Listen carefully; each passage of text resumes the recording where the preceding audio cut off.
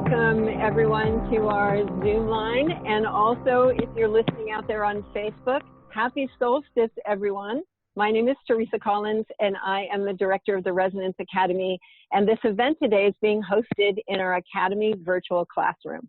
And we'd like to open up this classroom once a quarter so that we can include all of our friends and fans out there that want to spend some time with Nassim in the same way that our delegates get to enjoy every month inside the delegate program. So this is a way for us to give you a feeling of what it's like to be inside the virtual classroom. And one of the things I love about the virtual classroom is that we get to relax, hang out with Nassim, be in a resonant community, and be in the comfort of our own home. So as you can see, for me, at summer solstice, I had to be outside, right? So we can enjoy being together and we can enjoy exploring unified science with Nassim in a really intimate setting like this. So I'm going to first introduce Marshall Lefferts, who's going to be fielding your questions today, because we're going to have a little time for Nassim to do an opening, and then Marshall is going to be asking questions of Nassim following your lead. And we're going to bring some of you on so Nassim can say hello, just like we do in our virtual classroom every month. So Marshall Lefferts, I'm going to pin your video here. Marshall is the president of our board, and he's also one of our faculty members, and he's going to be the one kind of checking out your different questions and leading Nassim down the path that you determine. So Marshall, thanks for joining us. Good to be here. Happy solstice to everybody. And just in case this is new to you to use this Zoom system, for those of you who are watching on Zoom, you can post questions. Down at the bottom there is a little Q&A icon that allows you to put a question, and if you want to ask a question to Nassim about just about anything, we like to throw curveballs at him whenever we can. So go ahead and post questions there. I've got a few that came in through email as well, and we'll get to as many as we can. I see there's about 270 people here already, which is awesome. So happy solstice, whether this is the summer or winter solstice, wherever you are. Glad to be here with you guys. Great. Thank you, Marshall. And as you can see, some people have already started to put their hellos in the chat. That's a really nice way for us to see where you're calling in from, where you're joining from. I know we're getting people from all around the world. I got questions in French today at my email, people asking questions in Spanish. So I know we're coming in from all over, so it's nice to do that. And if you're on Facebook Live with us, go ahead and make comments in the chat. And we'll be posting links to different offerings that we have along the way. But make sure your questions go in the question area and not in the chat. That happens sometimes. So Nassim, I'm going to go and spotlight your video. Welcome back. You were gone for a little while. So nice to have you. And I really appreciate you taking the time with the community like this every quarter to reach out beyond our delegates to give them some time to ask you questions. It's so fun to do that, and it's so great to connect with the community and get a pulse on what's happening out there. And there's always amazing questions, and it always sparks amazing conversations, and I just love these things. It's always challenging to fit them in all the scheduling, you know, of my a little bit busy, crazy life, but I always glad that I get this chance to connect with the community out there and to interact. There's always so much going on. It's as well fun to be able to share on more of a, you know, constant rhythm, what is going on and where we're at and how things are moving forward. Yeah, great. One more thing, we're scheduled usually for 90 minutes, and at the end of 90 minutes we'll do a little slideshow to share with some of the things that we have available in the Academy, and we have some special offers for you, so stay for that. And then Nassim usually can't answer all the questions and likes to go like a full 2 hours, so if he's still up for it and has the time, then we'll roll back into a few questions and comments from Nassim. So sit back and relax and enjoy yourself and see what questions emerge as we start this journey. And Nassim, I was wondering, happy solstice. Yeah, I was wondering if you might want to say some things about solstice, but from this perspective that I recently heard you say was that as we change our worldview, having more accurate understanding of our ancient past is really such a crucial part of understanding our current, who we are currently, our current worldview. And, you know, we've been to Egypt last year, and I think anyone that was there got to have an experience of the truth instead of the stories we were told. And we're doing the same thing in going to Peru, where we're going to be going to places where maybe a particular story has been proliferated, but there's really new knowledge, and it's important that we know that. So I wondered if you could just kind of wrap that around some conversations around solstice, and as we join with all the people who are celebrating now. Yeah, you know, many of the monuments in the ancient world were oriented in very precise ways so that they would mark such events as like solstice and other astronomical events. And it's really kind of remarkable. First of all, what's remarkable is that they were able to pinpoint very precisely those moments, and with enough awareness and enough capability to align very large monuments that are built with many, you know, pieces of material, that so where, you know, more pieces of material you're having to assemble, more chance you have for error and for variation and deviation from a specific orientation.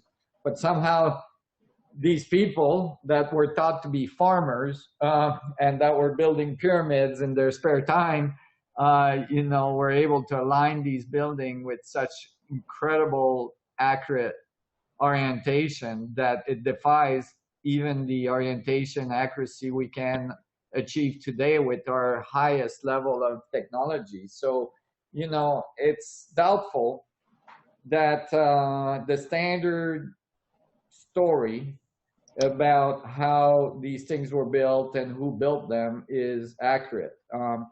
There's many reasons why it's most likely not the case. It's most likely not just farmers that, you know, in the case of Egypt, were making pyramids during the 3 months period when the Nile is flooding and they had nothing else to do than go assemble 2,300,000 stone in an amazing building, perfectly aligned. And, you know, I mean, it doesn't add up. And it doesn't add up as well with geological data.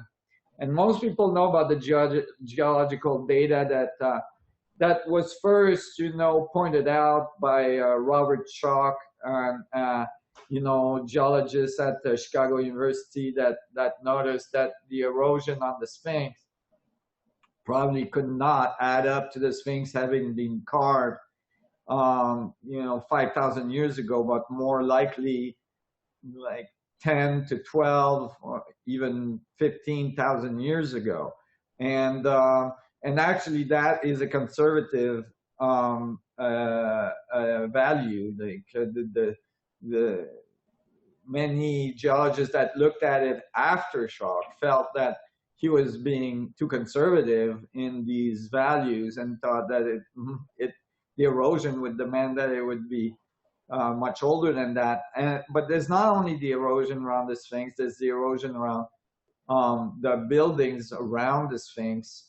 For instance, on the Valley Temple, where you can see like enormous blocks that are vastly eroded, and the amount of time that it would take to erode these blocks, you know, in that fashion, in that environment, that desert environment in Egypt.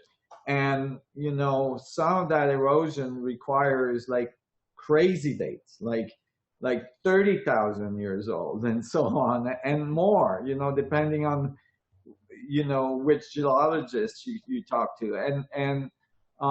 So, you know, finally, when we were there, and this will be the case as well in Peru, we you know, there's more and more archaeologists that are finally breaking the wall of silence and are actually, you know, starting to talk about, okay, most likely many of these buildings, many of these temples were present prior to these more recent populations like dynastic Egypt or Mayan civilization or even Inca civilization.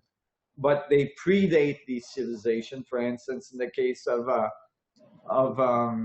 Teotihuacan, we know for sure that it was there prior to the Maya, and so on, and so that it predates vastly, and it comes from another civilization, a much more ancient civilization that had very advanced capabilities, and that these and the evidence that they had very advanced capabilities is that you find these anomalies, and there's not just one or two, there's like thousands and thousands of these anomalies all around the world, where very, very large objects were moved in some cases.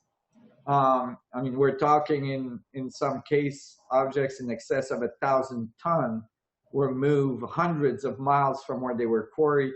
So all this, and then assembled in very, very esoteric, geometry building, like one they just built boxes, and so on. I mean, like there's all kinds of issues, and basically, it's telling us that there was something extraordinary, vastly extraordinary, happening on our planet prior to an event that's recorded by some 300 different civilizations around the world, that talks about a cataclysm that involved large amount of movements of water, flooding events that wiped out a good portion of the civilization that were there before, and we're at this point pretty well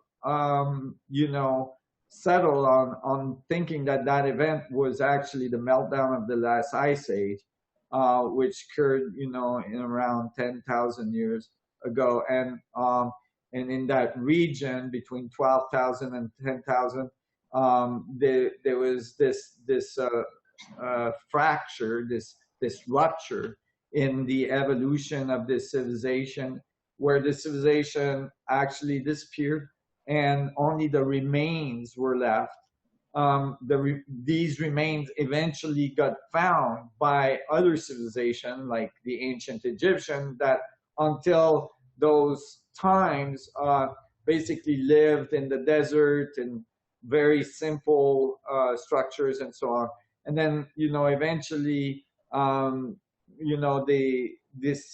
they utilized what they found from these earlier civilizations, and they might have had direct contact with some of the survivors or some of the remains of this earlier civilization as well, and they were probably guided along the evolutionary scale, in which they grew very rapidly, to produce dynastic Egypt in some case, or the Mayan culture, very sophisticated culture, if you consider, that age, the level of sophistication of those civilization. If you consider the social structures that they built around these monuments, it was very advanced, considering, and so on. And so there is, a mixture. So you can imagine, for instance, like buildings that are that probably had no writing on it, or very little.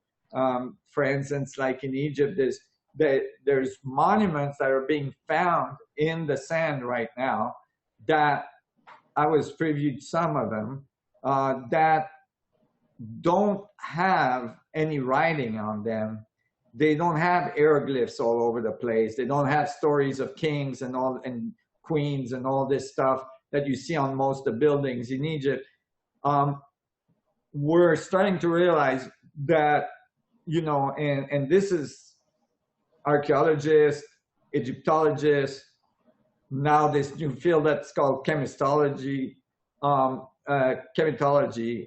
and that really is starting to realize, well, so basically, if dynastic Egypt didn't find these buildings, then typically the buildings don't have writing on it. Like, for instance, the Osirian temple that was buried under the sand until Western researchers, archaeologists found it. And of course, and once again, the building, first of all, is made of megalithic stones in excess of 200, 250 tons, granite from Aswan, and there is absolutely no writing on the building itself, or very little.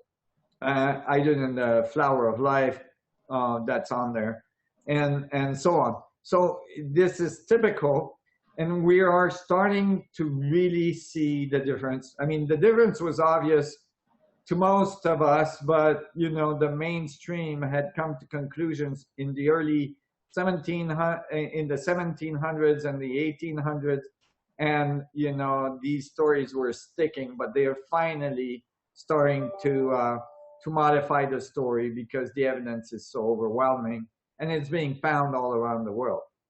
So it's exciting, and I think we live in a very exciting moment. I keep saying this, but like it keeps getting more and more exciting. I don't know if you're all feeling it, but in the last, I would say, 3 months, there's been, at least for us here and all the people I know around me, that I've contact with, and I have a contact with a lot of people. Seems that everybody feels this acceleration, there's an intensification of the changes. There's more and more opening.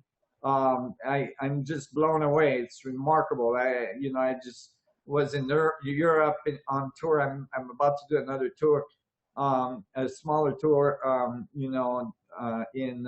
in July, but it really is opening at all levels. People are talking a whole new language, and we're not talking about just, the fringe community anymore. It is the mainstream at this point, and, the world is changing very, very, very rapidly right now.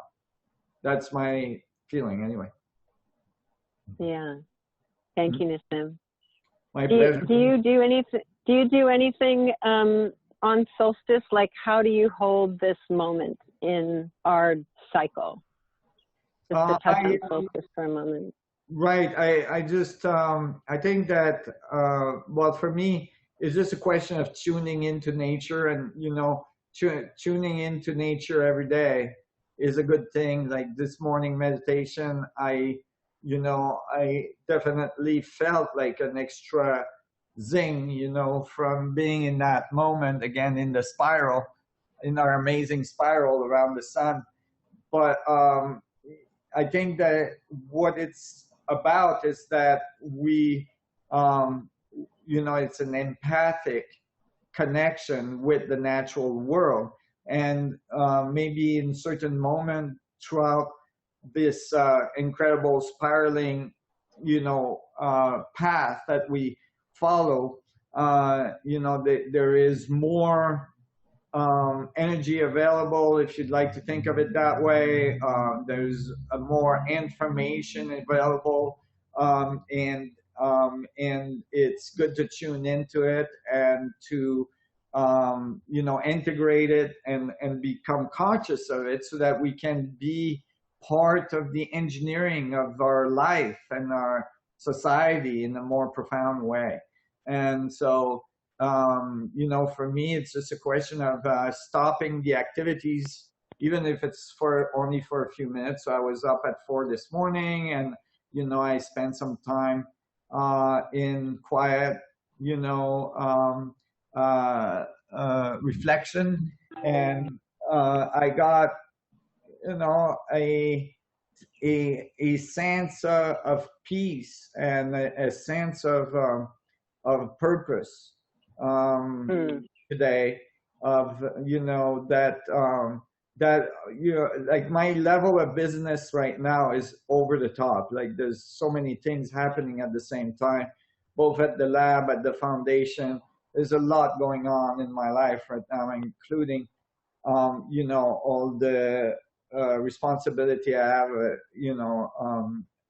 both personally as a father, but as well, to continue to interact with the public at large.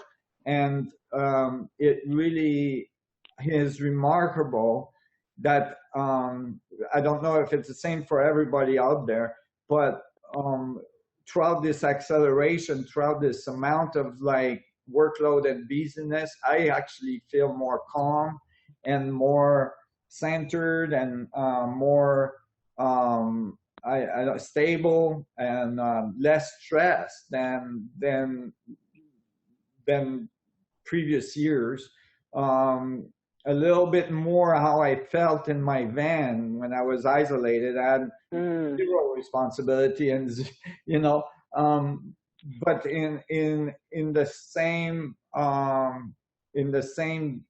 experience, in some ways, in the same energy, but at the same time having all these other extracurricular activities. So that it really, it's almost like I feel like there's a global breakup, a global like emergence happening the last few months, and I might be subjective to only my life, or but I feel like it that it's more because because everybody I talk to seems to be experiencing something similar.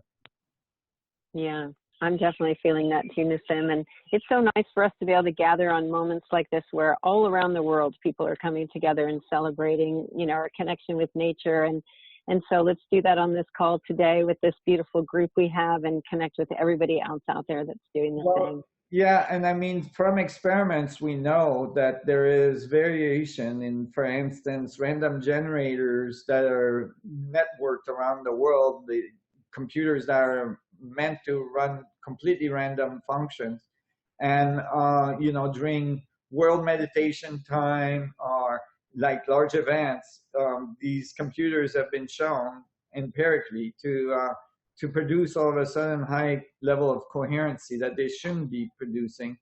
So definitely there's an effect, or there's a function in which, like, when we come together, when we unify, when we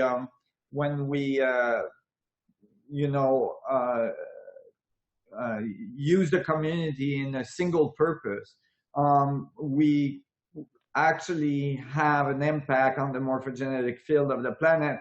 And the morphogenetic field of the planet is not some esoteric thing that is some kind of like a concept of a strange nature. It definitely is something that's there that affects even computers. So if it's affecting, how computers are running around the planet, I guarantee you it's affecting every atom on the planet, and so and every person and every animal, every plant. So it's best not to underestimate the impact of our coming together and our power together. Yeah. And so what we're offering the field today is we're offering this really important conversation, right? The questions that the students will ask and the answers, for contributing that into the field today, which is great.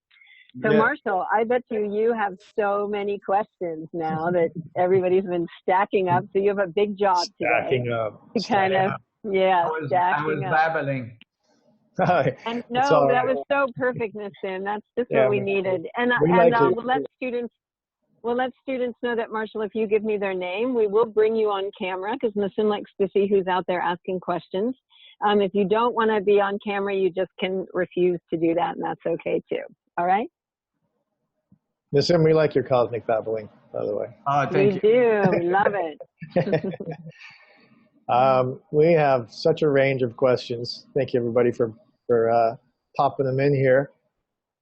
Spanning everything from Hafiz and Rumi to Zachariah Sitchin to Gobekli Tepe to the art crystal to science and consciousness.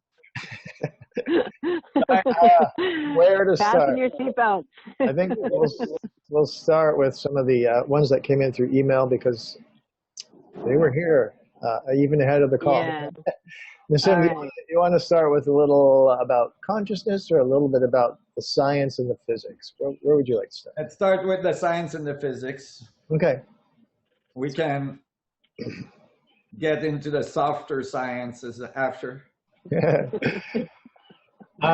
This is from Richard Metz. I don't know if Richard is on the call. Teresa, Netz is the last name. Okay. And it's 3 questions, but I'm going to just read them all to you in this end because they kind of all together go together, and I think you'll see that there's a coherence to how you would answer it all. So here you go. First question, how do you model space-time curvature in a Planck quantized vacuum? How do you model space-time curvature? Second is, what are the fluctuations of Planck vacuum units? Are these fluctuations that are the basis of Planck vacuum unit coherence? And the third is, what is dark matter? Does it emerge from some type of coherence difference from standard matter in the Planck vacuum? Okay. Okay. So Marshall, what was the name again? Just give me the name again, too. Richard Metz, M-E-T-Z. Okay, great, thanks. Okay, so first question was what? No, you know. First question is, how do you model space-time curvature in a Planck quantized vacuum? All right, right. So okay, so curvature, and I'm not sure what he means by model. Like how deep I can go into the question. I mean, I could say I can model it in terms of stress energy tensor affecting a metrical space as in Einstein field equations, but I'm assuming he's meaning more conceptually. So I'm gonna just give a conceptual answer. That is, when the Planck oscillator interaction is calculated in terms of the Planck network, right? So basically the equation says that a black hole, right, or mass, whether it's a proton or a black hole in the universe, is a ratio between the information in terms of Planck oscillators inside the volume and the information that's on the surface of the volume. So you have Planck little oscillators on the surface, and the ratio between the two is the energy of the system. And it comes out just right. It solves Einstein field equation, solves for the mass the proton, the radius the proton, very precisely, much more precise than the standard model. And so what, in terms of curvature, so it means in terms of gravity is the curvature of space-time. So if space-time is not smooth, as Einstein described it, that means that when it curves, so basically what this is saying is that it's correct that it's smooth, but it's only smooth at the scale of human beings because we're so far away from the scale of the Planck. But it's granular at the scale of the Planck. It's very, very, very discrete because it's very small. It's billions and billions of times smaller than an atom. Space-time at that level is oscillating with massive amount of electromagnetic fluctuations. And so, which are these little Planck oscillators. And so what the equation is basically saying, and if you solve for the angular momentum of the system and so on, that's what you find, is that basically these Plancks in these regions that we call mass, or that we call reality, particles, or black holes, whatever, is spinning. And, when the billions and trillions of Plancks are spinning together, they find a boundary in space, and that boundary produce what we call the material world. When basically think of a field of Plancks oscillating at very high level, and region where there's a vortex in the Planck field. These region with the vortex we call matter, we call mass, we call energy, and mass curves space-time. So you basically imagine like the smoothie of Plancks orbiting in that region, right? just like the surface of water curving towards the drain in your bathtub. The curvature is the curve that you can see on the surface of the water going down into the drain. But this is a secondary effect of all the Plancks oscillating, all the particles of water oscillating or orbiting in a coherent matter in the region of the drain. So that if you put a rubber ducky there, it will appear to orbit and to be attracted towards the drain. And you might think that, as Einstein did, that the surface curvature, or that's the best way of describing this effect. I don't think Einstein thought it was the best way, but Einstein was missing some of the tools necessary for him to solve this.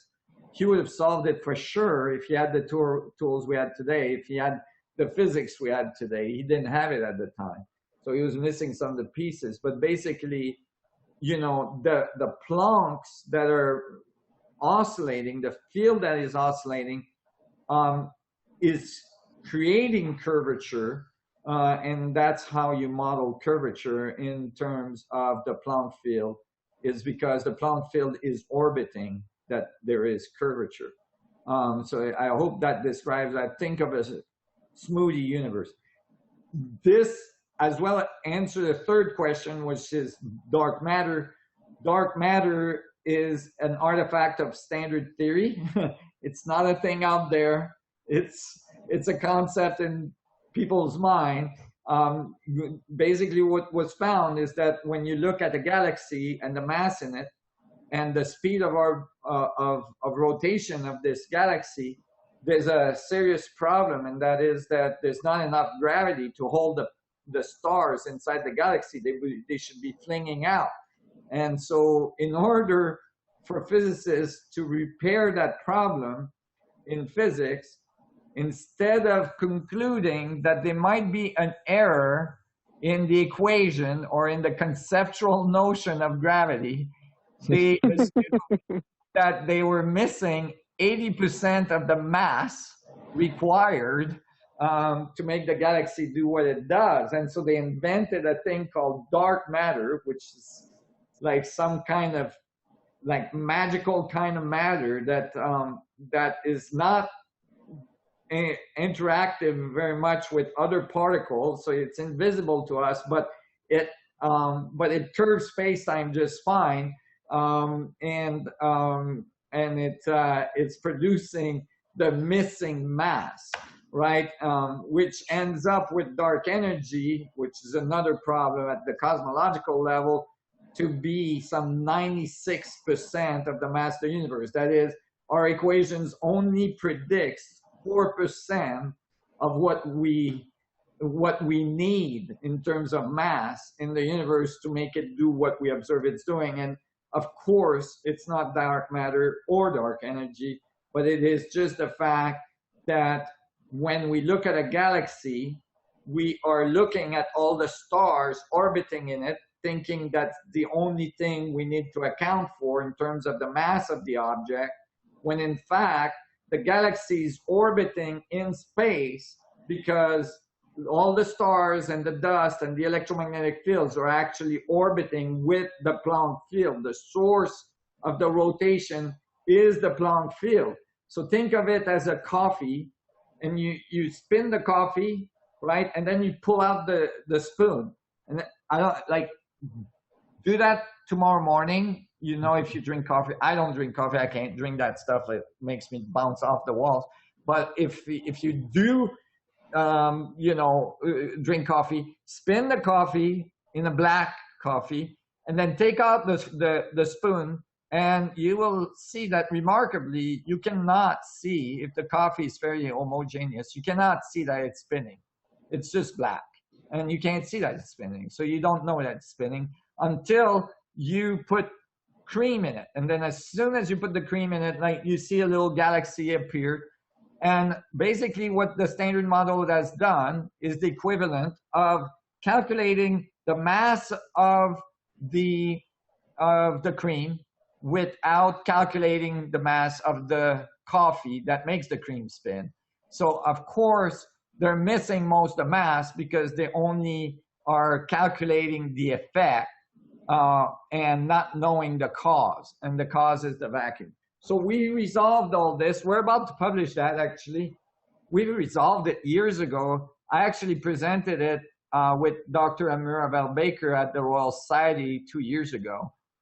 This solution is called a, solution to the vacuum catastrophe.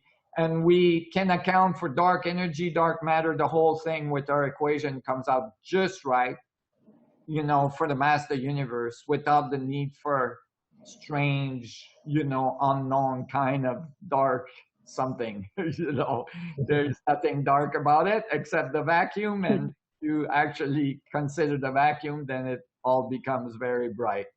That's great. There was another question in there. I answered dark matter, but there was a thing about curvature, but then this was a third one, right? I think you kind of answered it. Is what are the fluctuations of Planck vacuum units? Is it these fluctuations that are the basis of Planck vacuum unit coherence? Right. They are. What he's implying there, or she, is that is that there must be some Planckian, sub-Planckian fluctuation that makes up the Planck, and I would tend to believe that. I just think that the Planck scale is fundamental to the pixel of our universe. So it's the scale at which the speed of light is defined. So this is actually the scale that defines our world. And so the sub-Planckian dynamics are not so important to us, because from the Planckian dynamics up, we can describe all of our reality.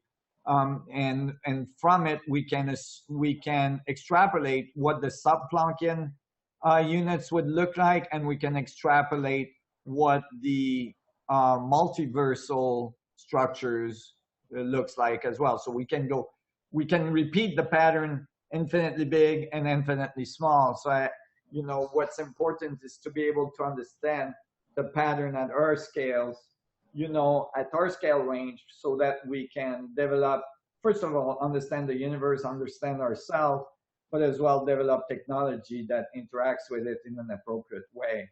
Good, thank you. So I think what we'll do is, there's a few questions here in Nassim about art crystals.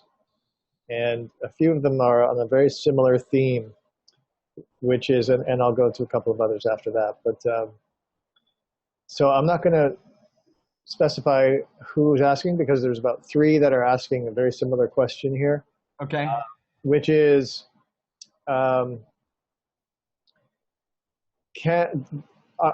the art crystals able to produce energy, such as a battery, to have some kind of voltage, etc.? It's basically, can they act as an energy source?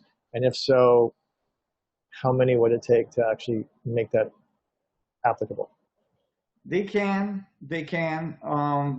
but not in the state in which they are being distributed right now.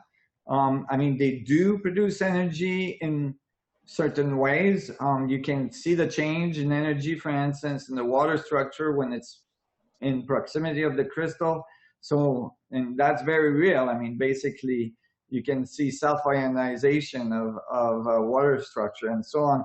So there's definitely energy there. It does change the nature of water. It does change the nature of how biology interacts with that water. That biology is definitely energized by proximity to the crystals. And so if you want to think of energy in those terms, definitely. If you want to pull current from it, that's possible, but not in the current iteration, not in this current available iteration. That's coming down the line. Yes, it's on its way. We will live in a world that powers itself. Currently, our computers, our watches, all of our electronics, all are powered by crystals. They're really good oscillators. They're powered by crystal in the sense that the crystal provides the means from which, you can transfer information or, oscillate electromagnetic fields to make them do certain things you want them to do. The source of the energy is an electric field that we produce in a fairly dirty way in our well. Soon we will be producing that power in a very, very harmonious way to nature, and it will come from crystal oscillators. And I know that for a fact. So that's on the way, but it is really not yet, what you can do with the art crystal.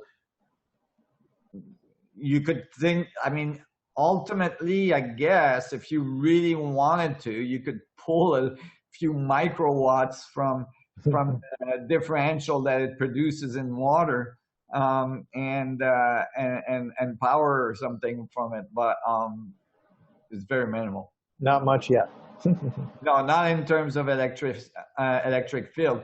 In terms of impact on biology, the energy levels are pretty high, because when you look at the impact, that they're non-trivial, and results. That was another question. Is there any new data or search results on the art crystals that you want to share? Yeah, there's new data. We constantly do new measurements. We constantly do more tests on biology, and so we are in the process of compiling this and publishing it soon. But in general, we've used technology that was developed to actually measure the impedance of water at different frequency, and we're getting very, very powerful data showing direct change in the impedance of water by exposure to the crystal. That's very consistent, very remarkable. So yeah, there's new data coming out, but it's not compiled yet, and everybody is on overwhelm, so it takes a little longer than it should. Mm-hmm. A couple of people are also asking about the spiritual energy, the consciousness relationship with the arc crystal, and so we're already done with the physics. I'm trying to find more. Most of it is not the physics today. Yeah. Well, I was trying to bridge it there a little bit. Yeah. No, well, the consciousness part, it's important that people understand. You can't just say the word consciousness. I could say, oh yeah, it improved consciousness. Like, what is consciousness? If you don't define what consciousness is, then it's just a buzzword like God or something, And just to add to this question, Cassandra Suggs is also asking, having meditated with the art crystal for a few hours a day for a couple of years, wanting to connect into the energy of the unified field, have more awareness directly of that. If you have any thoughts about how best to work with the crystal in that way. Okay. Yeah. Okay. So first of all, so what is consciousness? Consciousness is information, in terms of some kind of feedback function in space-time, meaning that that Planck field that's oscillating makes everything. Then eventually it makes more and more complex system, because it's interacting with itself. It has feedback. So of course it gets more complex as it moves along. Just like a feedback equation, like a fractal equation, starts with a simple geometry, and within a few iterations gets very, very complex. And actually, after a few iterations, starts to look like biology, very much so. In fact, if we try to make realistic biological structures in a computer program, like Hollywood people do when they built a new environment for a planet, an alien planet for some show or something, they use fractal iterations in software, which, feedback equations that produced like these very highly complex things that eventually start looking like trees and roots and flowers and all kinds of stuff. And so, if you think of that as iteration in space-time, then you get higher and higher level of complexity, and then eventually the complexity get such a high level that this, as an antenna, it's able to transmit and receive enough information that the feedback loop becomes strong enough that the system itself becomes self-aware, and that's what we call consciousness, or awareness of self. And you can imagine that if you start making technology that increase the amount of information coherency in that region of space near your body, near your antenna, you start to add more information to the oscillator, you get more coherency, you may get more energy level, and that has a beneficial effect. So yes, you can use the crystal to amplify your influence on the morphogenetic field, on the global field, and tap into it, and certainly you can just wear it and forget about it, and it will have a beneficial effect. But as well, you can pull it out, put it in your hand, and or put it on some of the energy centers of your body, on the meridian of your body, and you can intentionally increase the amount of information in that region, and you can increase the amount of information you're aware of, and your connectivity to the field, and so on, your impact on the global consciousness field, or morphogenetic field. Well, since we're in the consciousness realm, I'm going to go to another email questions that came in, and then there are a couple more physics ones coming in now. So this is from David Fleming, referring to the kind of the standard perception about in quantum physics. He says, has forced the inclusion of consciousness or observation into the physics of reality. How do we look to establish the physics of specific qualities of consciousness, such as the strong influence of intention and emotion? Can you describe what you perceive conscious intention to be, and how, when coupled with emotion, intention has the power to influence and even form matter? Since you just mentioned intention being able to create or increase the information flow with intention. If you'd speak about that. Okay. I mean, for sure that, okay, so imagine there's a flow of information that you're part of, right? So you're getting information, right, in your daily life, in like everything you see, everything you look at, everything that you observe. And by the way, we're all observing from a different angle, so we're all getting a different piece of information. So we actually are,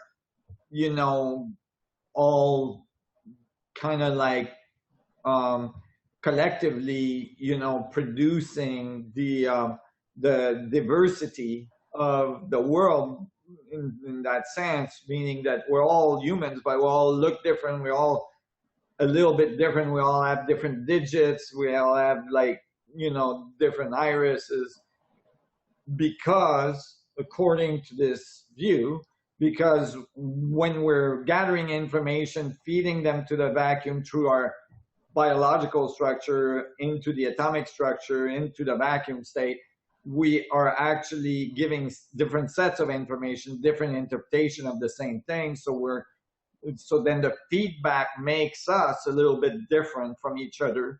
But basically, you can imagine that when you realize that you're part of this feed-forward loop, when you intend, let's just say that if you're not aware of it, you might not realize that, like, if you're fairly scattered, basically, you're disrupting this flow. Or you might find that if you become aware of it, that there is ways in which you can get this flow to flow at higher rate and more coherence and more in more positive matter than decoherence and like scattered information.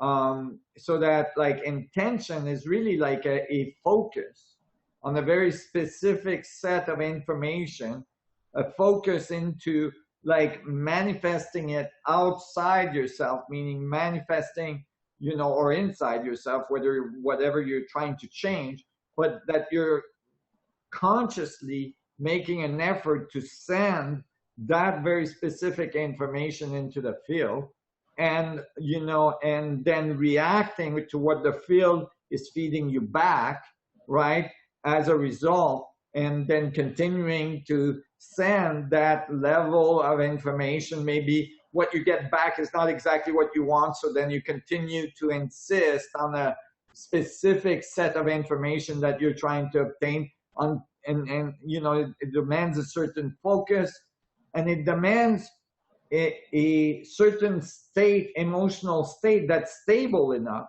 so that your bio antenna is not being disrupted with you know, incoherent heartbeats, incoherent breathing, you know, hormonal, like there's a coherency at all the levels, including your emotional level. And you know, that, you know, so that if you are the antenna, you're tuning that antenna with your state of emotion, right? And that state of emotion can be linked to many things, including what you eat, if you slept enough, if you didn't sleep enough, if you're jet lagged, you know, I mean, there's all kinds of things. If you got cut off too many times on the highway on the way to work, or if you spilled your coffee on your lap on the way to a meeting, you know, whatever the case may be, you know, becoming aware that you're a participant in this, that you're engineering this field as a co-contributor to this field of information, allows you to increase your impact, increase your focus, and obtain results that are probably remarkable relative to what you would obtain being unconscious of it, and not necessarily knowing how to interact with it to get the most out of it. That was great. Great explanation. Thank you. So a little bit of bridge back into some of the physics, although I think it relates to what you're just talking about. This is from Andrew Yavolo, which is, if the Planck units oscillate, and this means they go from organized to not organized to not organized, does this mean that the whole material universe disappears a bajillion times a second? In other words, does everything come from and revert to oneness a bajillion times a second? And if so, why doesn't this fact alone blow everyone's minds and change everyone's understanding of what we are and how we're connected? Well, it should. I've been mind blown, and I've been trying to like let people know for a while. But it's hard for people to experience or visualize because they think of themselves as so stable. I was thinking about it the other day. You know, I was thinking about the exchange of information that is occurring between the field and the proton, right? So this is what my equations show, like that the mass of the proton is the exchange between the volume and the surface of the proton. So between the outside and the inside, the information exchange. And then I was thinking, you know, how that information exchange in 100 trillion atoms that make up one cell, that is driving the mechanism that eventually produce like the ATP production and the, in terms of exchange of minerals and all this, so that the exchange at the atomic level with the Planck field is manifested at the biological scale as an exchange in minerals that drive basically a remarkable little motor that the mitochondria, that actually is like a little high energy ion motor that's spinning at like some 8,000 RPM, like something insane. And that so I was thinking of that exchange, like, because this is in a fluid, right? So imagine that a little Planck field fluid, in terms of fluid, like at that scale, not at the Planck scale, but I was thinking of all the scales, and I was thinking about how, that exchange that's happening, at the next scale. I was just jumping scales, but like I was thinking of the scale of the human being, like how we think we're stable, but we're doing the exact same thing, meaning that like we're constantly losing cells, like about 1 million cells a second, and making new ones. And so I was visualizing how our liver is constantly like redoing itself, and our heart and our lungs and our skin and our arms, and like in a few months we've basically redone our body, like some 80% of the body has been redone in a few months. In 3 years it's completely been redone. And so basically we're redoing ourselves continuously. And that we are creating this, very important, like that, this dynamic is constantly happening. And we're basically, in every case, like moving the field, across the nodes, like basically the field is continuously like undoing itself and redoing itself and undoing itself at the Planck second scale, which is about 10 to the minus 44, I believe, seconds or something. And so you have, that's a very, very short time it's happening, at the speed of light. So this is appear to us to be continuous, but it's actually,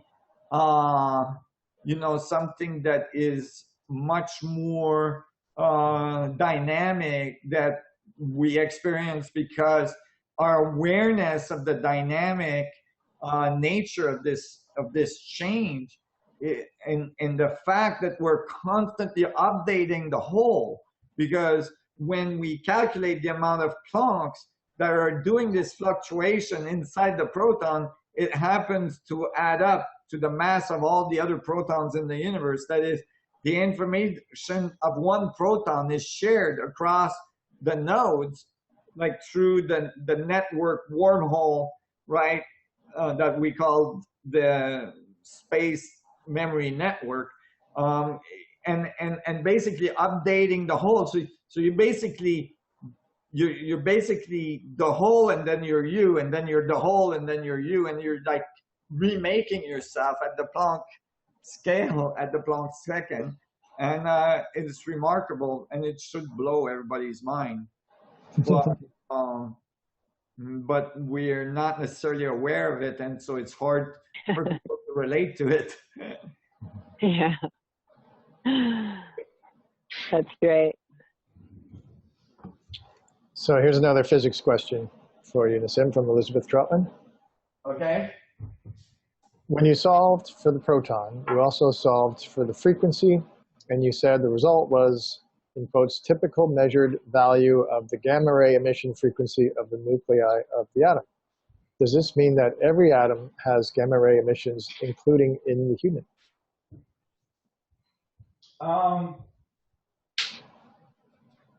Well, this is a good question. You could say there's a certain there's a very specific set of nuclei that emit gamma radiation that are unstable. But, you know, atoms, nuclei are typically, you know, X-ray emitters as well, and so on. It's just the statement in the papers basically is just that it falls in the right region to, you know, to be consistent with what we measure. It's not completely outside what we measure, meaning the result of calculating the angular momentum of the proton rotation and, first of all, the interaction time, meaning that when we calculate how fast it's spinning, we end up with very, very, very, very, very, very close to C. And the angular, at that speed of rotation, the period of that speed of rotation is 10 to minus 23 or something like that, which is the correct value for the interaction time.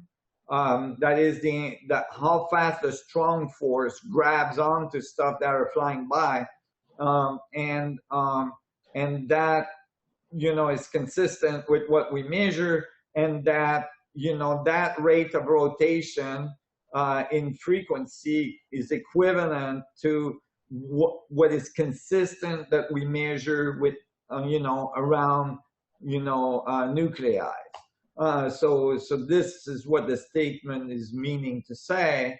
But basically, it's a statement basically that says, you know, the equation gives the right values for these things, precisely in the case of the interaction time, and precisely in the case of the strong force, and it produces angular velocity or a frequency of rotation that's consistent with what we measure around nuclei in general. It's a looser statement. Okay. Great. Yep. So, but it's very significant. It's looser, but it's still very significant. And it's significant, actually, that atoms are producing this kind of energy levels, like X-ray emission and so on. And they, first of all, that's consistent with what we see black holes emitting in the universe. So that should have been a clue. Let me just put a little parenthesis there. It's consistent as well with what we measure coming off sunspot on our local black hole that we call the sun. And, you know, this is a pet peeve that I will resolve with the mainstream community. Eventually, they will understand that stars are black holes, that the core of stars are black holes. I mean, it's very, very straightforward. It's significantly obvious when you look at the evidence. And it will come to be that we will understand, just as we understood, which was unconceivable when I started to present in physics conference, that the center of galaxies would be black holes. That was inconceivable. Never mind that now I've shown very clearly that the center of atoms are mini black holes. Eventually will come to pass that they will realize that when a star explodes and they see a black hole afterwards, it's not because the black hole was produced in the explosion, which doesn't add up. If you do the math, like, you can't produce enough compressive power in an explosion to make a black hole that way. But that the black hole was always there because it's the core of the star. It's the source of the star. It's the source of mass, actually. So without one of those, nothing happens. And it's at the center of all things. So because the universe is warped into singularity in every Planck point. And so singularity is fundamental to all of existence. there's actually nothing that exists outside singularity. Which means that we're unified, by the way. Because the word singularity is saying singular. Now, yeah, this is another clue. You would think that if you, let me say it in a technical world, and then I'm going to say it in a simpler word, but think of a black hole. Technically, it curves space-time into an infinite point at its center called singularity. If you were to find a place in the universe where you're not part of that curvature after you found a singularity, you could only conclude that the universe is singular. That is, if you found a black hole, if you think black holes don't exist, that's one thing. But then if you find one, then that means that somewhere along that curvature, which goes to infinity, so it'd be infinite in all directions, somewhere along that path, you would be sitting on that curvature. And so nothing could escape that curvature anywhere, any place. And so all would be part of one thing, which is that singularity. The word even tells you it's so. So if you found one black hole, which is called a singularity, you would know the universe is singular. Now, it's taking a little time for them to have, realized this, but it's coming along. There's more and more physicists that are starting to realize that black holes are most likely connected through wormholes, and that that makes the structure of space, and that subatomic particles are mini black holes connected through wormholes, which entangles them, and that the whole thing is a huge network, space-time network of wormholes and black holes. So it's on its way.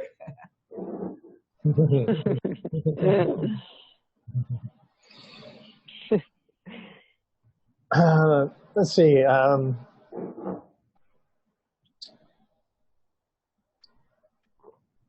Just a question from Chastity Campbell. There are a couple of questions here I think it'd be good to have you just speak to in regards to, it's in regards to the current state of education of academia. Oh my God. So. Don't get me going. So this one says, since the math and science taught in public education is not quite accurate, it's a good way of putting it, how can I, as a mom, introduce better math and science to my children as I take on their education at home now? Any particular teachings on sacred geometry that you prefer? Thank you. Well. And who is that from, Marshall? I'm having a hard time finding some of these people. Chastity, you said? Chastity Campbell. Chastity. Okay, great. Okay, thanks.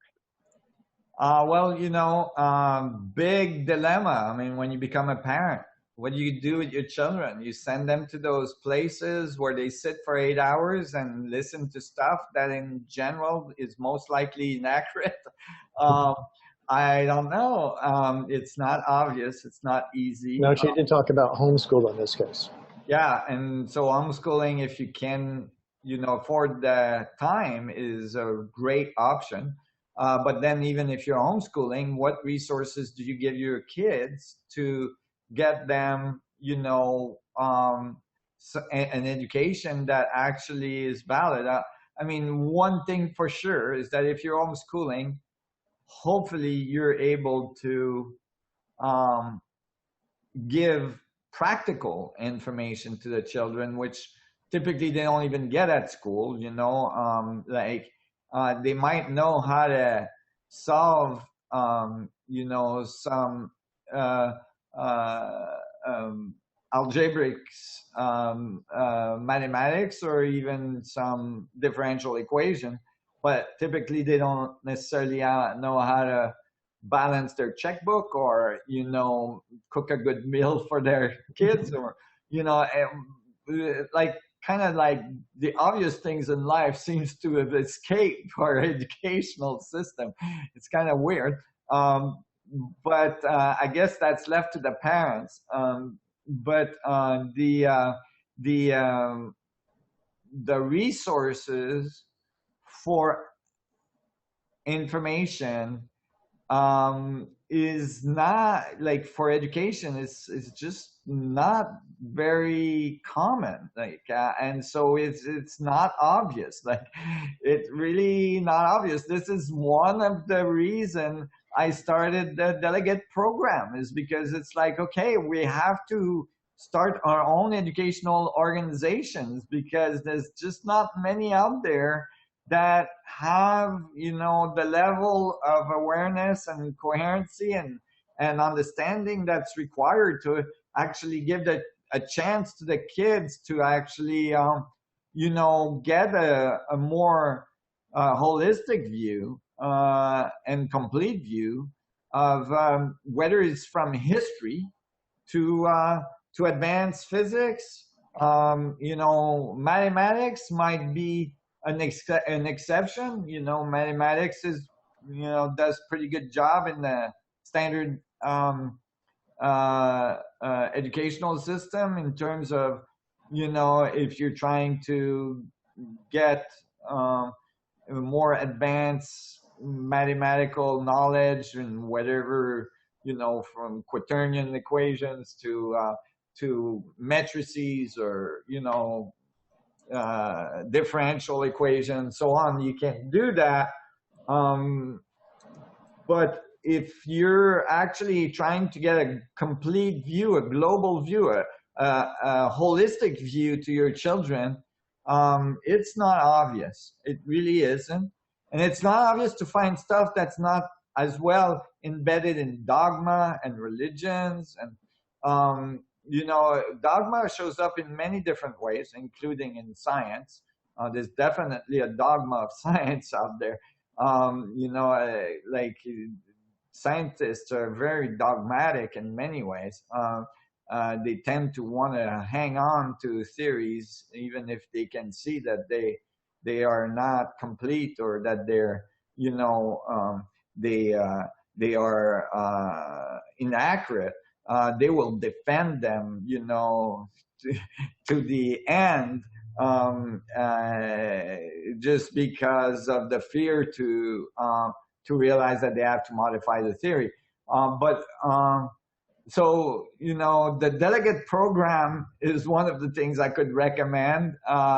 You know, we are working actually on making a program that's for children. We haven't completed, we're not anywhere close to completing it, but, you know, I'm in the middle of reorganizing everything, rebranding the foundation and everything, and this is going to be part of it. I definitely want to have a children read, you know, section. I want to have, you know, even gatherings with the children and all this stuff, because we have to you know, help the new generation, you know, weed through all the information that's thrown at them, and give them a sense of the new science that's emerging, not in a dogmatic way, just in a, okay, this is a new proposition. What do you guys think about it? And what's your thoughts on it? And can you advance it? Or do you think it's wrong? Or if you think it's wrong, why do you think it's wrong? And all this. I mean, this is, we have to make the kids part of the conversation. So, you know, there's in terms of sacred geometry, I don't like that terminology myself, you know, because geometry is just geometry, and since all is geometry, then all is secret, you know, and so I don't like to make that distinction. But I would say, like, some of the work that was done by Jonathan Quinton in New Zealand, so if you look him up, there's some really good stuff. I think it's probably some of the best. Some of the stuff that was done by Robert Grant in mathematics and geometry is really good. In fact, he just published a solution, which I believe is the first one I see that is consistent, of predicting prime numbers, and it's very powerful. It connects prime numbers to geometry, and so on. I mean, that I think is important. Like these kind of things, those are the things I would recommend. Great. I see that.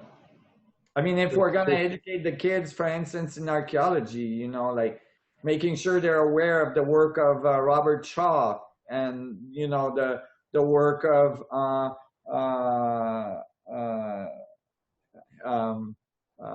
Hancock and you know, like all of the guys that are doing the work that are not necessarily fully mainstream, but that is rapidly becoming the mainstream. You know, just because it's just straight up data, you know, and like the data said something else than farmers pulling on vine ropes. And so, you know, of course, eventually it's going to become the correct answer because the data is the data, and you know, you can't just wish it to be different because it doesn't please your worldview paradigm and you so you know, the work that was done by earlier scientists as well, you know, basically if you're gonna self-educate your kids, you know, it's gonna take some self-education, you know, at the same time, you know, for instance, like looking up some of the work from Walter Russell and you know, Buckminster Fuller and all this stuff, like, you know, amazing geometers that did very important work as well. So, you know, historically, there's many amazing geometers, including Plato and Pythagoras and all this stuff.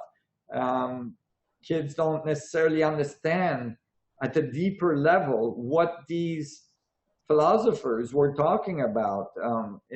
It's really kind of skipped over in education nowadays, and it's skipped over not just because there's not much time for that curriculum, but because it's actually very much misunderstood.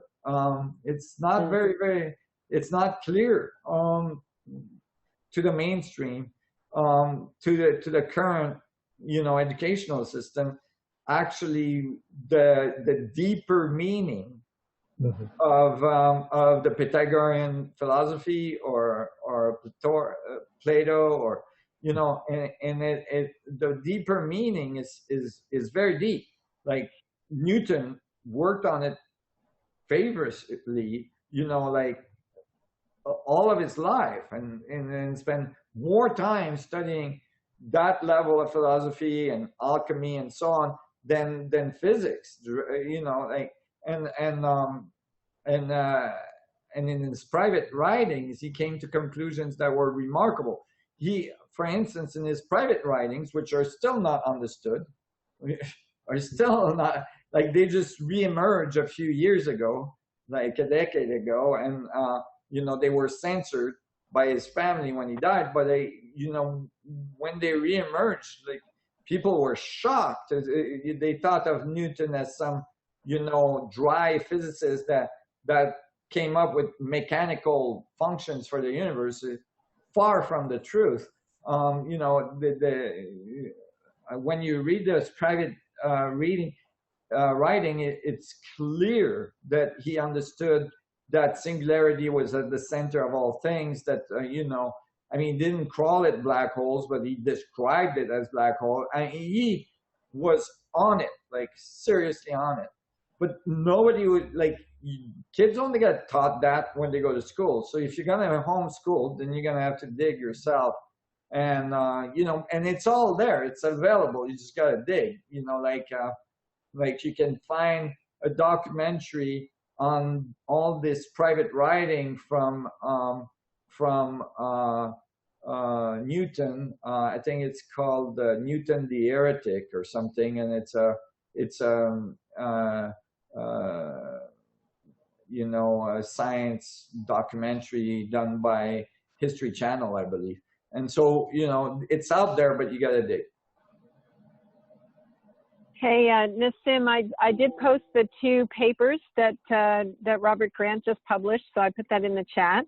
And Okay. somebody also mentioned Spirit Science, which, you know, they're doing some episodes related to the 6 modules and also to the Connected Universe film. So that'll be a nice resource for kids too. Oh yeah, awesome. And you know, hopefully we'll have something directly for kids soon. Great. All right, back to you, Marshall. Well, just wanted to also address a question from Brianna Reed. Similar, maybe it won't take, you know, you kind of covered a lot of the foundation of it, but this is a young college student. Do you have advice for what field of study to head towards to be able to make a difference in future technology? Can you what? I'm sorry?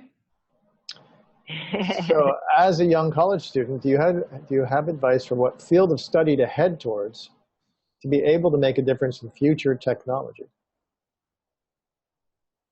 Well, that's a wide question because, I mean, there's so many different ways that you can make a significant difference, you know, in future technology, from, you know, from medicine to energy to transportation to communication, whatever, you know, there's so many different ways. And certainly whatever you do, what's really important is that you love what you do. You know, so whatever you pick, just make sure it's bringing you joy every time you do it. And if it does, then you're doing good. You're doing great. You're doing what you're supposed to be doing. If you love what you're doing, you're in, you know, and if that leads to global, you know, impact, if what you're doing leads to that, then that's great. But if, in general, I would say if you're wanting to make the most impact in terms of development of technology, then study physics, and just do the exams over there at the university, but study the physics that are being made, the real physics that are being made. You know, like, don't go and build another accelerator, like. But, you know, because that, you know, won't make the difference. But maybe figure out how gravity works and how to alter it so you can make a, you know, a ship that can bring us to the stars, or how to open a wormhole, or, you know, I mean, this is the stuff that is making up our future. How to extract energy from the field, you know, like, those kind of things are gonna make huge difference, that are super needed. And we need so much help from young people, I was actually discussing with a young student from doing his PhD in physics in Italy this morning, and it's just, you know, it's just remarkable. There's not that many that don't get caught, you know, in the wheels of the educational thinking, and, you know, that can maintain independent thinking while doing their PhD. And so you know, I was congratulating this young fellow on staying his own, you know, while doing his PhD in physics, and keeping good thinking going. And we were discussing, you know, various things about dimensions, and how easy the scientific community gets confused between the models they built in mathematics to describe something and the reality of that thing they're describing. And it happens all the time, and it's very deep and very profound in current physics. Like, for instance, in the holographic principle, they use a model where they tile two-dimensional Plancks on two-dimensional surfaces, and then concludes that the universe is somehow a two-dimensional surface projecting, you know, two-dimensional Plancks projecting three-dimensional reality in the hologram. You know, it's like, no, the two-dimensional surfaces don't exist. Like that's a concept of man. It's not like there is no such thing as like a two-dimensional surface in the universe. There's no such thing as a surface with infinite thinness, like it just doesn't exist. And so we built a model, we wrote math on it to like try to approximate what we see in reality, and then forgot that we made a model, right? And then assume that the universe is doing what our model is doing because we get a good approximation. And like there's a perfect example is that if you make the solar system geocentric, like we had before Galileo and the other guys, you can approximate their position of planets very, very accurately with 99.999 some percent accuracy. Your solar system theory is gonna look like a bad hair day, like a spaghetti, like your planets have to do all kinds of crazy gyroscopic, dynamics in order to like match what you're observing, but you can make it work. And by the time you're done, you can predict exactly where planets are going to be, or very close to exactly where the planets are going to be. And that might make you believe that your model is correct, but it's not, because the solar system is, heliocentric, and planets are not doing these bad hair day spins. And from both models, you'll get an accurate positioning of the planet, but there's definitely a model that's more accurate than the other. And so it really can create havoc when you forget that you're making a model and that it might not be accurate to what reality looks like. Like space-time does not build Cartesian for space structure in order to know what it's doing. It's not curving Minkowski spaces. It's not doing any of that stuff. It's, doing something very more similar to water going down a river. And water going down a river is not going down the river because there's some Minkowski curve space, around it. It's going down the river because there's curvature in space-time, but space-time is not made of Cartesian planes, right? So this is the difficulty. This is the confusion. There's a similar confusion that has to do, I'd like to mention, with entanglement, like the idea that when you make a measurement on an entangled pair, that you lose the information, that there's decoherency. And this is typical of humans. So we think that because we lose the capacity to make the measurement, that the universe is confused about the state of entanglement of the system, meaning that we think that it's disentangled or decoupled, or because when we make the measurement, the state change. Well, that's just because we're on the other side of the event horizon trying to make a measurement with very low resolution in our capacity to understand how the information is being transferred, meaning that it might appear disentangled from this particular particle that we were measuring at the same time, but it can have just achieved an entangled state with a particle like, on the other side of the universe, and you have no idea. But we know that it becomes entangled with the observer frame. But anyway, it just goes on. I'm just saying it's easy to make the error between what we observe and what the universe, or how we build conceptual notions to make calculations in our head and what the actual universe is doing. Mm. Hey, Marshall, I want to ask Nassim really quick. So, Nassim, we're at 90 minutes now. Do you have time in your day to go longer? You do? Sure. No. I can't. Probably not really. Not really. Yeah, but just because I'm enjoying it. let's do our little slideshow that just tells people how they can get involved with us so that they have some links, right? And then we'll answer whatever much longer you want to do and a little wrap up from you, okay? That's good. So I'm going to share my screen, and feel free to pipe in at any moment while I'm sharing some of the ways that people can participate with us, okay? And then Marshall will add links for us. So this is just a quick little slideshow just because it's easier for you guys to see. If you want to get the latest science news, there we go.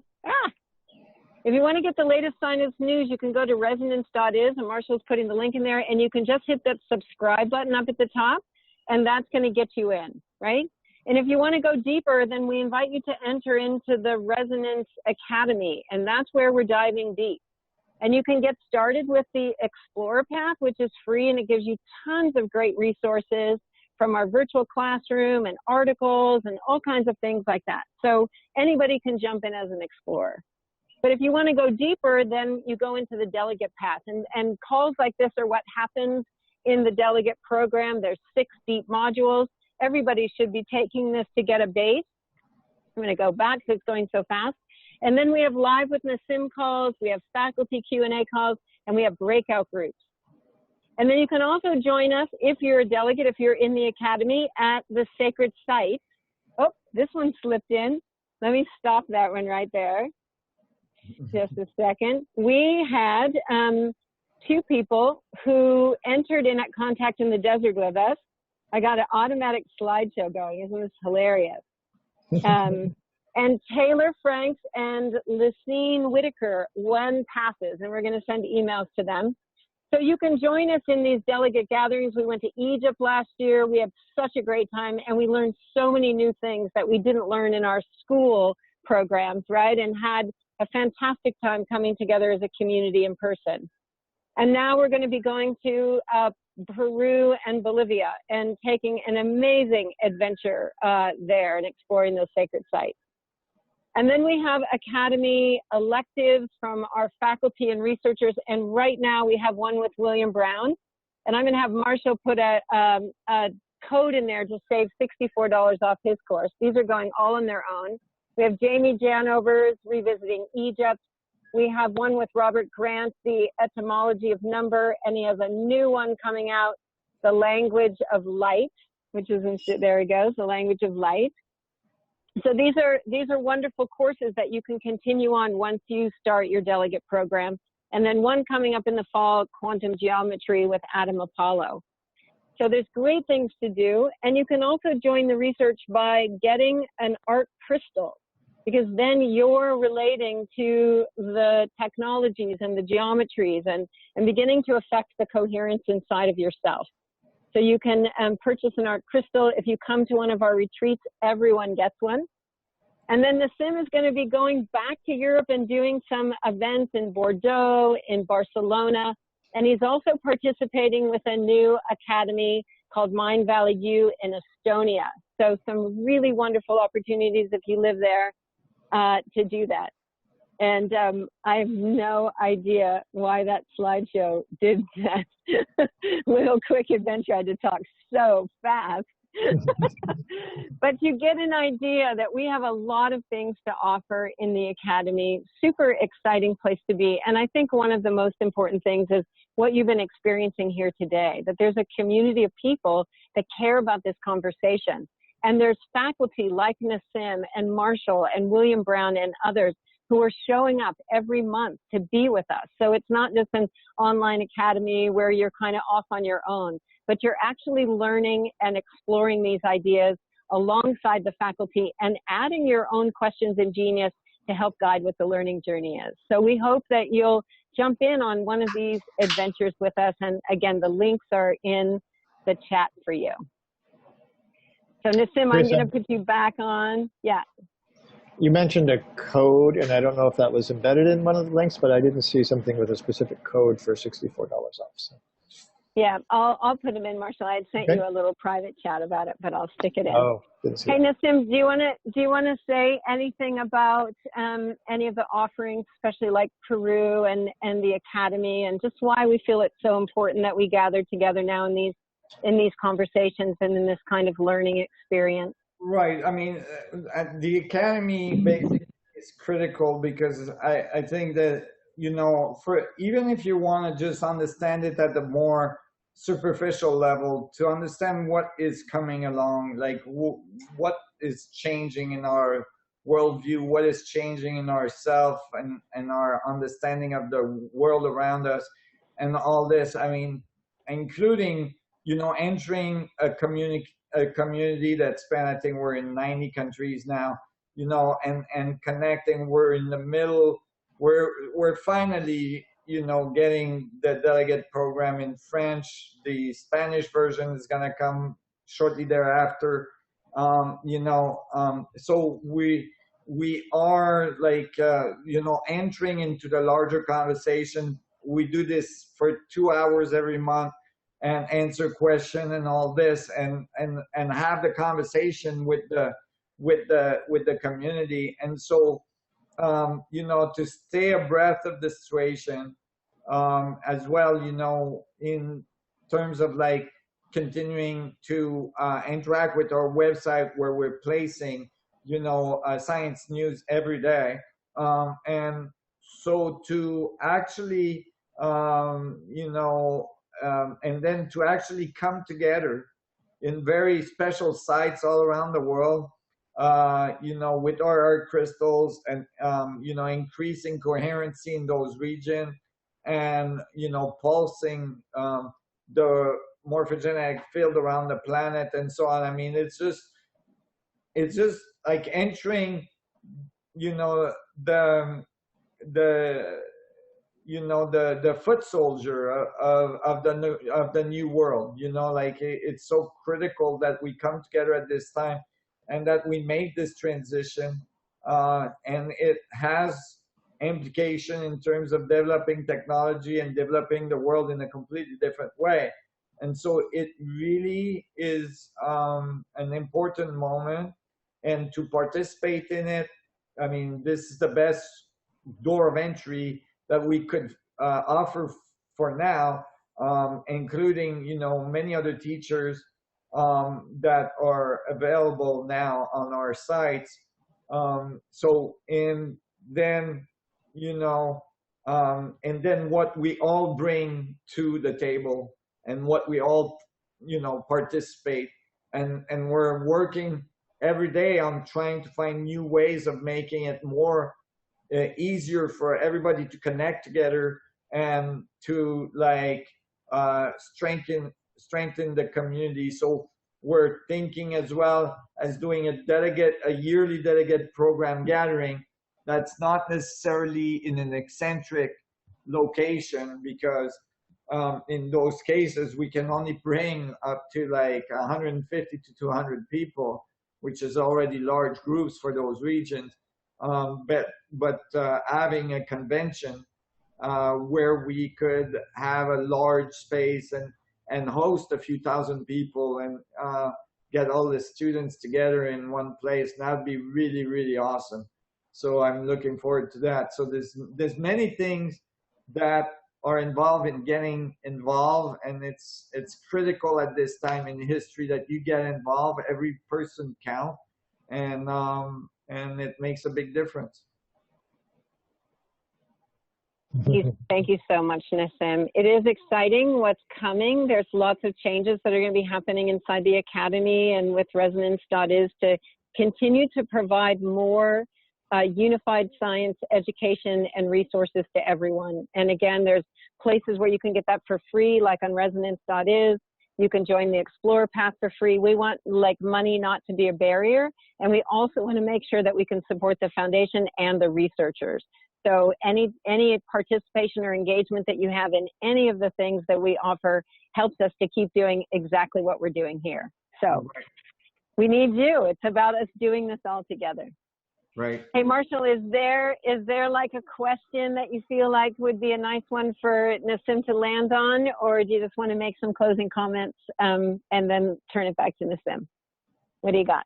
Well, we answered 27 questions today, by the way. Nassim, wow. really good. I think that's our all-time high. Except for the questions kept on getting more and more and more. So it wasn't going down, it was going up the whole time. So, but I would say, just kind of circling back in a way that you might just kind of wrap it up personally today for our celebration of the solstice, a question from David Azer. Says, Nassim, I'm inspired by you saying you feel more calm amidst so much responsibility. Would you talk more about that? Parts of me are resisting responsibility and the risk of getting overwhelmed. And I'm sure that's true for a lot of people, as there's so much happening in the world. There's so much to could get involved with. You're really covering a lot, and yet you're feeling this calm inside. Just maybe talk about that a little bit more. Bring it full circle for today, and leave us with that. Yeah, I think, I mean, this is part of my personal evolution, but I think in some ways, I, I think at this point in history, it's really a moment where we have to show up, first of all, and we shouldn't be afraid of like fully, you know, fully becoming present to the task at hand, to what we're asked to do, to the mission, to the what feels good for you to do. I mean, to as well,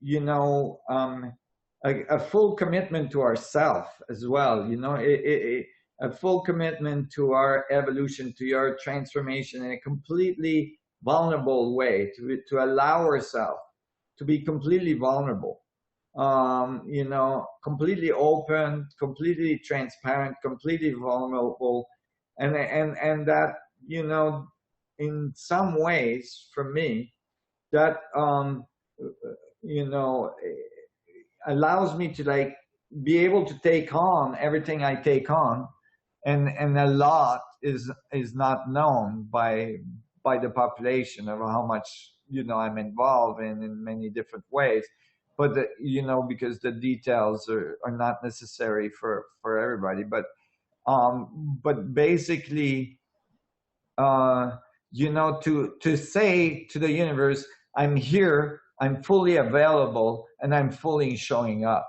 and to not be afraid to fall, to you know, to mess up, to, you know, but to actually just like completely be okay with all these things, because this is when you're actually learning the most. You know, like for instance, when I was skiing, I trained really hard. I became one of the top skiers in Canada in terms of coaching and teaching, and it took a lot of training. It took a lot of dedication. You know, some significant dedication for some 15 years, and you know, maybe out of like millions and millions of arcs I've laid on the snow, I can honestly say that out of these millions and millions of arcs, I've probably nailed what internally would feel to me as perfect arcs, you know, maybe 10 to 15 times during all these years of full-time skiing. And you know, many like people from the outside might have thought, you know, that they were like that every second arc I was making was almost perfect, but internally, you know, I knew what a perfect arc felt like after the first one I nailed, right? And so all the ones in between, which is, you know, like hundreds of thousands, right? Were opportunities to grow, were opportunities to learn, were opportunities to transform, to evolve, and so to actually open up and take it all in, like to just say, okay, I'm here, I'm showing up like fully, like it's okay. You throw it at me, I can take it. You know, I think it's a really critical thing, and it really is a reflection of how you feel internally relative to yourself, and I think this level of calm I'm feeling is because I've reached a new level of internal capability of self-reflection in a way that you know, in a way that that there's a certain level of deep acceptance, you know, a deep acceptance of myself, of, you know, the world around me, the way it is, and to know at the same time as this deep, it comes from a deep knowing that we are held in this amazing possibility, that this amazing support from all of the universe, and that we really just have to be okay, like just to relax and allow, you know, and just show up for it. And that, you know, took a while, because when you feel like you have something significant and you know that it has deep repercussion in the world, if you fail in delivering it, you know, you feel a certain tension, and to actually be able to let go. And I think, man, most people feel that way, that they're here for a short time and they have something to contribute, and somehow they got to get it out. And so, but to know at the deepest level that whatever it is, that it is going to be just fine, because that's the place in which, you know, you're learning about how to nail the perfect arc, which we are learning, and we are nailing. So it's on the way, and we just gotta be okay with it, but show up for it, and show up for it. Awesome. Beautifully said. I know Kimberly Gamble and I were sitting yesterday, and we were talking about the more that we open up to the realization that we're one with the field, right? We're distinct and yet unified. That the level of personal responsibility that begins to kind of open up inside of you of what that really means, like the true impact we have. And I think for all of us, it's a huge something to think about, right? Mm-hmm. And then to begin to live into. And I really hope that the Academy and times like this and the conversations that we have are helping our delegates and our friends and our fans to actually really begin to relax, like you said, into the truth of that.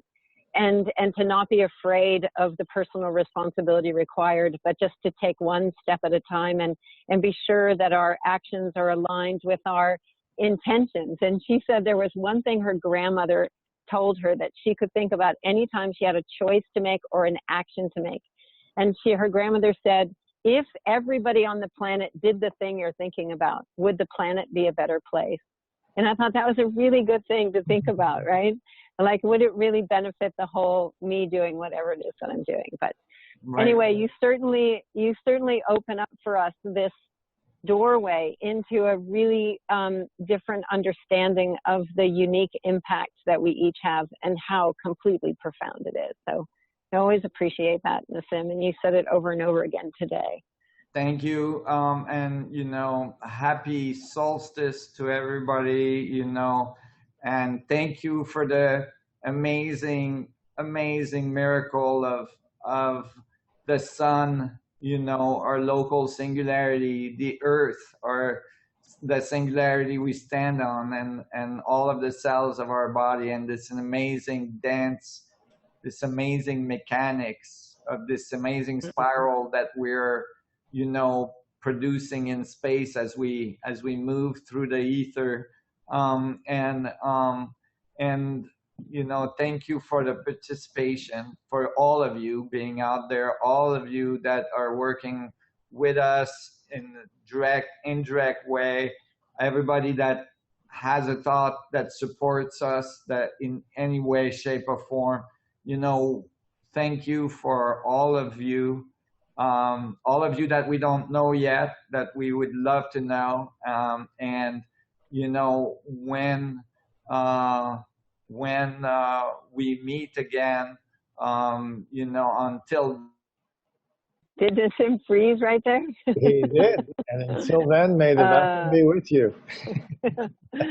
Marsha, let's just go to you Finish really that quick so one. you can say goodbye to everyone. Thank you so much for being on and fielding all of those questions. Always appreciate your time. It's always a pleasure. And thank you, everybody, for coming today on the solstice and celebrating with us, celebrating together, putting all your great questions up. Obviously, we stretched Nassim in all the ways that we like to do so, and he's always up for the task. So thank you. I don't know, Nassim, are you back? Or are you still frozen? It looks like he's still frozen.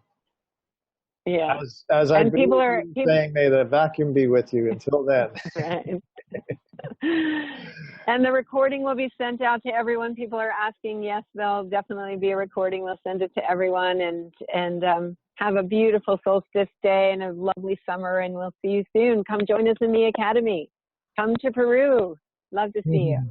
Bye, Thank you, everybody. everybody. Happy solstice.